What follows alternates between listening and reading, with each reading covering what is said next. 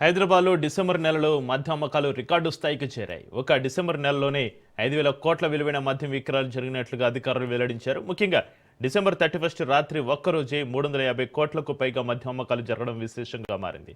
గత 5 రోజుల వ్యవధిలోనే 1,344 కోట్ల మేర లిక్కర్ సేల్స్ నమోదయ్యాయి.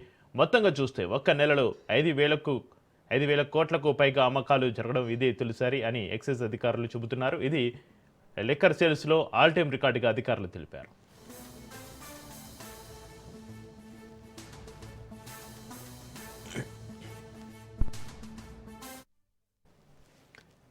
సర్పంచ్ ఎన్నికల హడావుడి, న్యూ ఇయర్ వేడుకలు ఒకేసారి రావడం వల్ల డిసెంబర్ నెలలో మద్య విక్రయాలు భారీగా పెరిగినట్లుగా అధికారులు అంచనా వేస్తున్నారు. దీంతో గత 5 రోజుల్లోనే ఎక్సైజ్ శాఖకు భారీ ఆదాయం వచ్చిపడింది. మద్య అమ్మకాలు ఊహించని స్థాయిలో పెరిగిపోవడంతో కొత్తగా ప్రారంభమైన మద్యం దుకాణాల యజమానులు ఆనందం వ్యక్తం చేస్తున్నారు. న్యూ ఇయర్ వేడుకలు, ఎన్నికల వాతావరణం కలిసి రావడంతో డిసెంబర్ నెల లిక్కర్ సేల్స్ ఎక్సైజ్ చరిత్రలో నిలిచిపోయే స్థాయికి చేరాయని అధికారులు తెలుపుతున్నారు.